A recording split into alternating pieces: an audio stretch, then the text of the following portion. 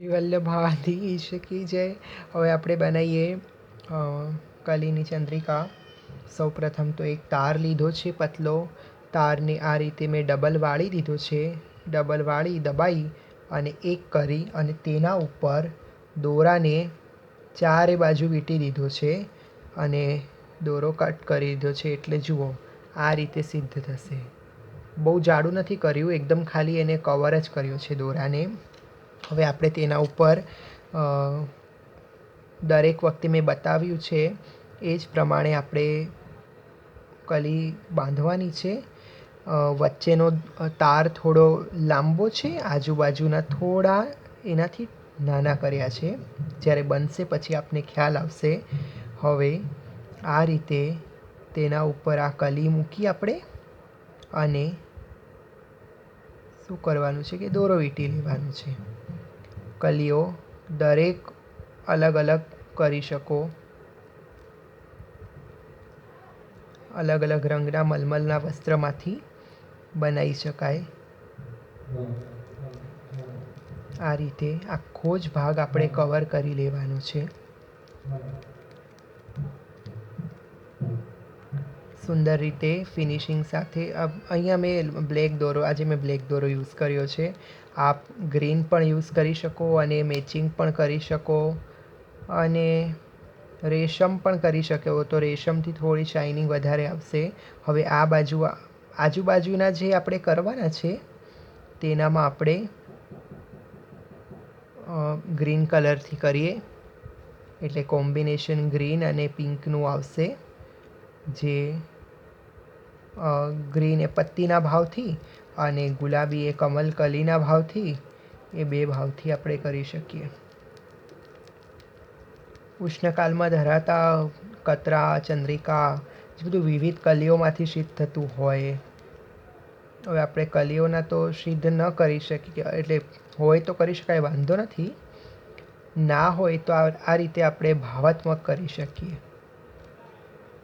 હવે આપણે દોરો કટ કરી લઈએ. એ જ રીતે આ બીજી સાઈડનું જે છે એમાં આપણે મૂકી દઈએ.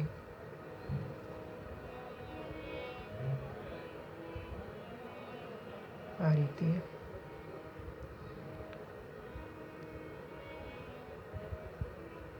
ઝીણી ઝીણી મેં કલીઓ પહેલાંથી કરી જ રાખી હતી, થોડી એક્સ્ટ્રા, તો પછી યુઝ થઈ જાય.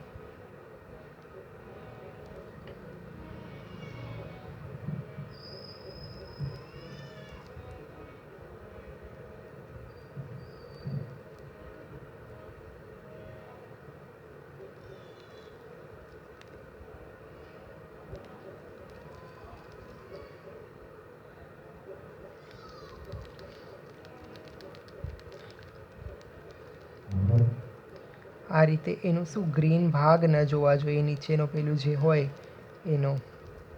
આ રીતે આખો કવર કરી લઈએ.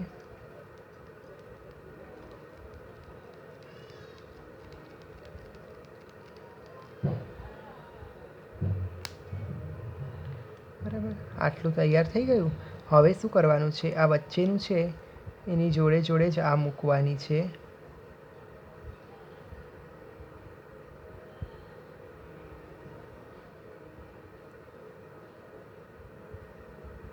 જુઓ આ રીતે કરવાનું.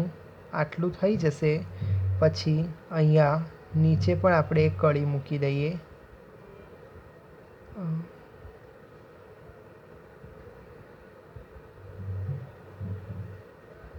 એક રંગથી પણ આપ કરી શકો.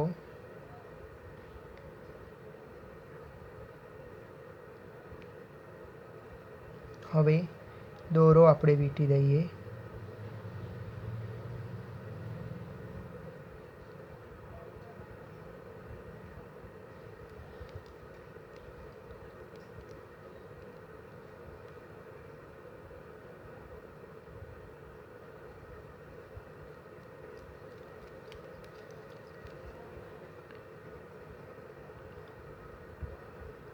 આટલું. હવે અહીંયા નીચેના બધા ભાગ આપણે ભેગા કરેલા છે એટલે એકદમ સરખી રીતે એને વીંટી લેવાનું. અલગ અલગ જતા ન રહે, ખુલી ન જાય અને એવું લાગે કે જાણે એકની અંદરથી જ પેલા બે અલગ આવી રહ્યા છે.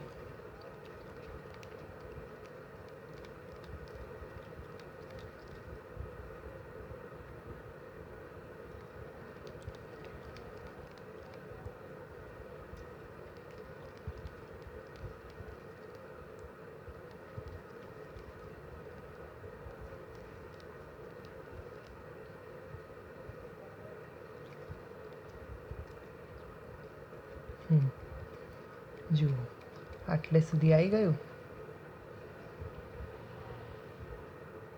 અને હવે આને સરખા કરી દો. બરાબર. હવે તમને એવું લાગે કે આ ભાગ થોડો વધારે છે તો આટલેથી જ હું તો કટ કરી દઉં છું. પછી બહુ લાંબો હશે તો બહુ ઊંચે રે ભાગમાં, એટલે આટલે કટ કરી લેવાનું.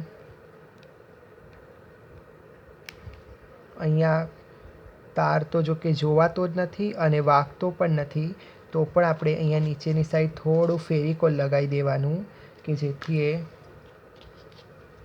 સારું એવું ચોંટી જાય.